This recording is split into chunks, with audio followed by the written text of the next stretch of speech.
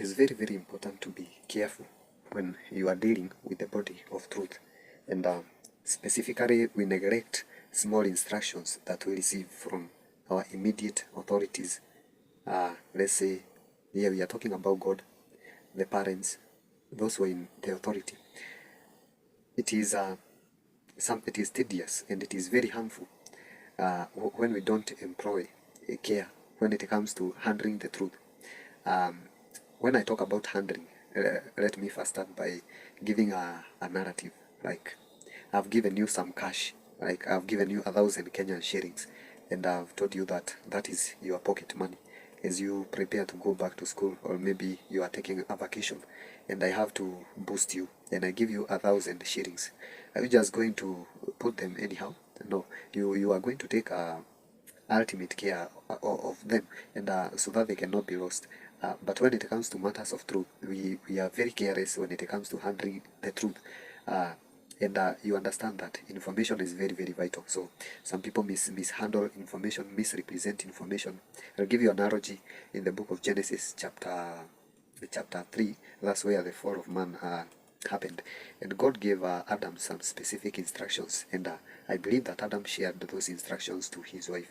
And God told them that you should not eat the fruit of this tree, because in the day that you eat, you are surely going to die. And when the enemy, the devil, came in the garden and got Eve outside her assignment, and you see, we are supposed to be strategically positioned when it comes to handling specific information. You might have the information, but you may be out of place, and because of that, you are going to suffer for that. So the devil asked Eve, did God say that you should not eat the fruit of any tree in this garden? And you see, the devil had some knowledge that there was something that was spoken. So the truth is very, very vital. But Eve misrepresented the information, mishandled the truth, and the reply that she gave was not the exact command that God had given her. Right now, people are straying from the truth, and they are going after sound. I don't know whether you call them some mystical informations. It's like they think that the truth of this word is valueless, is useless, it is not profitable. And so maybe because of the ignorance of training on the word of God and the importance and the value that has been played, you see, we have downplayed the value of this word for so long. And so the young generation is leaving the word, is leaving church, the premises, and they are going to search after strange information. Even today, science was introduced in learning, but the things that they introduced were a body of things that they wanted you to get. And when they talk about evolution, I don't know whether it makes sense to say that you evolved from an ape. Like when you search inside your soul and spirit, there is an ape, chimpanzee. Like, it doesn't make sense. That one does not make sense in the head.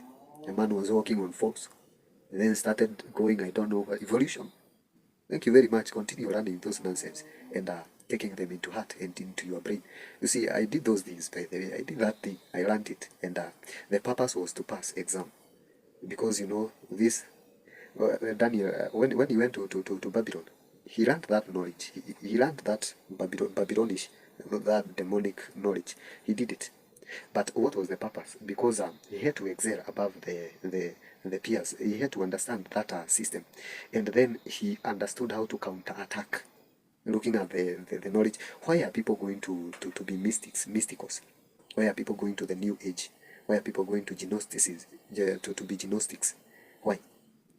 Because they think that things like, okay, I don't want, metaphysics is not entirely wrong, but what I'm trying to say, note and understand. Number one, it is supreme folly to neglect things that are useful and vital, and deliberately turn to curious and harmful things. It is unto your own heart. You neglect, it's folly to neglect things that are useful. And you are going to search for things, you are leaving food for your soul, food for your life, food for your spirits, and you are going to search for things that are, because of curiosity. It is told that curiosity killed the cat. So why are you straying to search for strange information that you have not heard from the word of God? This one has survived for ages. The one that you are running for just came the other day. What is wrong? Atheism was not there at the ages past. It just sprung out up the other day. Why? Because people, they just feel frustrated. They don't want to stick to the truth of this one. It is harmful. Number two, the man to whom all things are one, who refers everything to one, and who sees everything as one, is enabled to remain steadfast in heart and abide at peace with God. Jesus was asked, "Who are you?" That is in John 8, verse 25. They asked him, "Who are you?" And he told them, "As I told you from the beginning." He stuck with one thing.